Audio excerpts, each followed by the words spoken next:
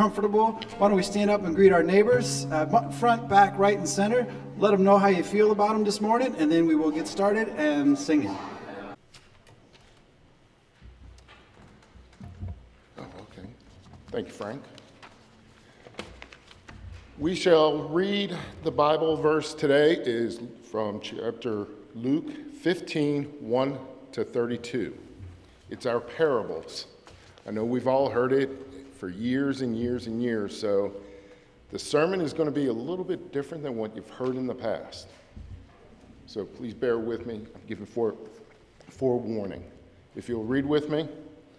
Now the tax collectors and sinners were all gathering around to hear Jesus, but the Pharisees, that's too far. This man welcomes sinners and eats with them. Then Jesus told them this parable. Suppose one of you has 100 sheep and loses one of them.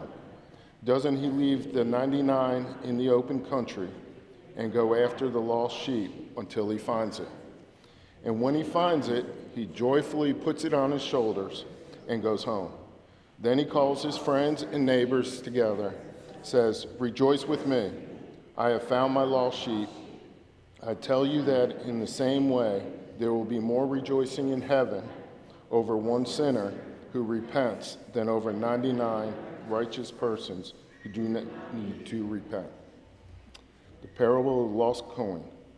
Or suppose a woman has 10 silver coins and loses one. Doesn't she light a lamp, sweep the house, and search carefully until she finds it? And when she finds it, she calls her friends and neighbors together and says, "Rejoice with me, I have found my lost coin." In the same way, I tell you, there is rejoicing in the presence of the angels of God over one sinner who, the parable of the lost son. Jesus continued, there was a man who had 2 sons. The younger one said to his father, "Father, give me my share of the estate." So he divided the property between them. Not long after that, the younger son got together all he had, set off for a distant country, and there squandered his wealth in the wild living. After he had spent everything, there was a severe famine in that whole country, and he began to be in need. So he went and he hired himself out to a citizen of the country, who sent him to the fields to feed pigs. He longed to fill his stomach with the pods that the pigs were eating, but no one gave him anything. When he came to his senses, he said, "How many of my father's hired servants have food to spare, and here I am starving to death? I will set out and go back to my father and say to him, 'Father, I have sinned against heaven and against you. I am no longer worthy to be called your son. Make me like one of your hired servants.' So he got up and went to his father. But while he was still a long way off, his father saw him and was filled with compassion for him. He ran to his son, threw his arms around him, and kissed him. The son said to him, 'Father, I have sinned against heaven and against you. I am no longer worthy to be called your son.' But the father said to his servants, 'Quick, bring the best robe and put it on him. Put a ring on his finger and sandals on his feet. Bring the fattened calf and kill it. Let's have a feast and celebrate.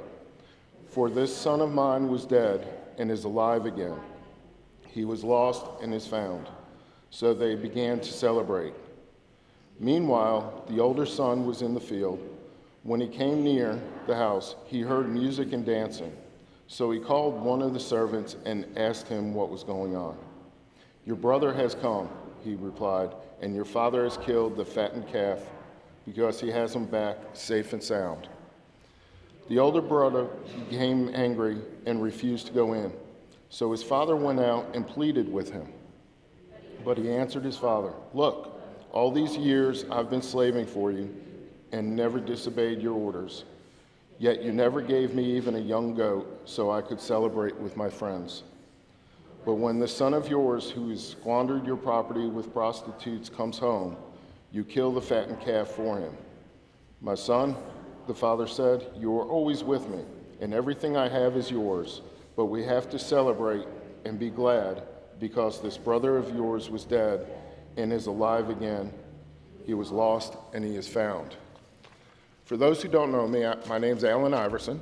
I've been a member of Faith Lutheran for 25 years, I think, somewhere along there. This is the first time I've been asked to do this part of the service. I've helped out throughout the years. I've been married to my wife, Martha, for 38 years. She's got a place in heaven already picked out for her. I know that. And I spent 26 years in law enforcement. So Parable of the Lost Sheep got me thinking about me. A shepherd promises to take care of the flock, to watch over them. Well, when we got married, I made a promise not to bring the bad stuff I saw home. Lasted 3 years. On that third and fourth year, I went to more homicides, fatalities, suicides, death notices, held dead babies. I couldn't bring that home. I made a promise. Well, that put a strain on the marriage. But we got through it. We had a long discussion. A little bit loud, a little bit soft, a little bit loud, a little bit soft. But we walked through that promise, and we came up with a plan to alleviate the bad things that I was dealing with. 30 minutes. When you got home, I got 30 minutes to vent. I still didn't bring the bad things in, but I was able to talk about what I was going through. So I felt like a shepherd. She turned around and became my shepherd. So to me, Parable of the Lost Sheep, I got lost on the way, and my shepherd found me and brought me back in. Has it all been a perfect 38 years? No. But you know what? We're still together. We're still in love. She still tolerates me. And she was with me during those 26 years of law enforcement. So to me, the lost sheep was me. She saved me. We saved each other. So it became joyous. And I noticed about all these parables, it's about joyous celebrations. Every single one of them at the end is joyful celebrations. Well, 35 years after we had our hiccup, we're still celebrating our marriage. So that's my take on the lost sheep. I know it's a little bit emotional. The lost coin.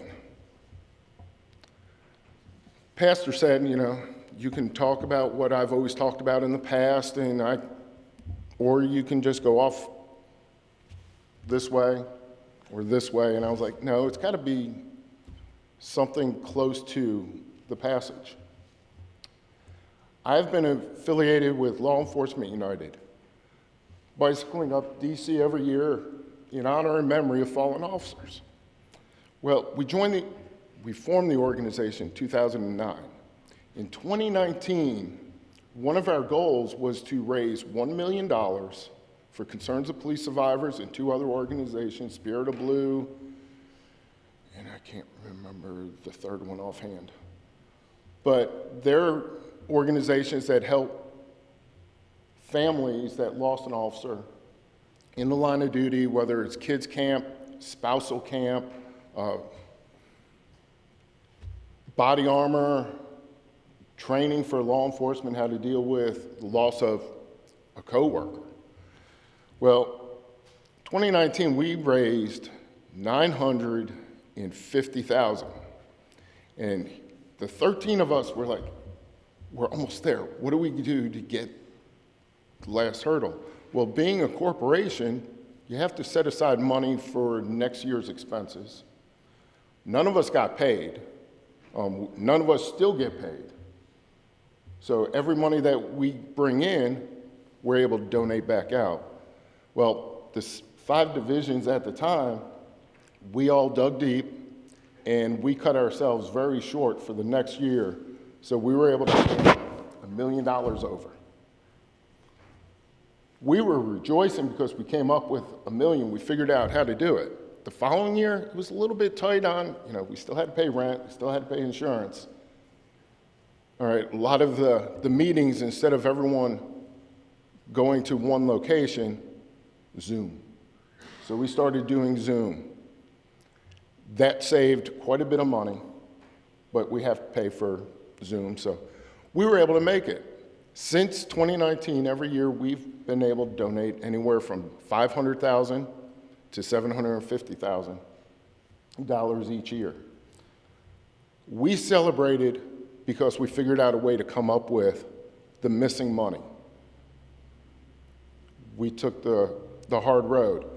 The organizations that we gave them the money, you thought we were royalty, that we were able to come up with that much money from a bunch of police officers, dispatchers, spouses, to the point where now we've hit over 1,000 members, and 400 of them are spouses of those that lost someone in the line of duty. So we have crossed a bridge. They are now part of us, and we are part of them. So to me, the parable of the lost coin, we had a goal, we were almost there, we figured out a way to make it, and we got there. So there was another celebration. Their celebration and ours, that we were able to keep to that commitment. The lost son. Everyone has heard this story, and I have a different take on it. Almost everybody has been that lost son. I'm not going to say everybody has, but most people have. I grew up in a Catholic church. I was at church at 6 o'clock in the morning, putting on the white and black robes to be on the altar and help the priest with the service every Sunday at 6 o'clock. And then again at 9 o'clock. And then again at noon. So my Sundays were pretty much church all day. Went to a Catholic school, so I got to see the priests and the nuns all through the week. Well, got through all that, got into high school, started working. Well, guess what I put aside? Church. Some of the commitments I started walking away from. Went to college. Guess what was still put aside? Church. Yes, I became a C&E. Then I started looking for a career in law enforcement. Well, I wasn't getting the responses I expected. I went back to church, started going back. Then I started dating my wife, and church was very important in her family also. So I started going back to church. Got a job in California. First thing I did when I got assigned to Los Angeles, I need a church. I am in a foreign country in Los Angeles by myself, 24 years old. I need a church. I need a safe haven for me. Found a church a couple blocks away from my apartment. Then I started shift work when I moved to Suffolk, after I said no more LA. Found Suffolk. I was still a Catholic, my wife's Lutheran. So we did the every other week. I only had 2 Sundays a month I can go to church. The other 2 I was working. Well, that started to get a little bit, all right, do we have to go? We walked away a little bit, not really sure where we wanted to go as both of us to one church all the time. Well, we found faith. Well, guess what? We're back at church again. We're still back at church. So everyone becomes, sorry, not everyone, but most people's lives, you walk away from the church. What is going on in your daily life somewhat pushes you away from church until you figure it out and you start coming back. Something else pushes you around. You step away for a while. But most people find their way back home. They find their way back to church. And people say, well, I can be whatever and not have to go into a building. Well, you're right. You can go online and watch every week. But it's the connections with the people inside the building that is church. It's the congregation, the friendships that you build along the way. And every Sunday when we come together, we celebrate. So that is my take on the three parables. More real life than staying within the Bible or just talking about one thing. So I didn't write down anything. I figured it was all going to come up naturally, and you speak from your heart, and there it goes. So I wish you all the best.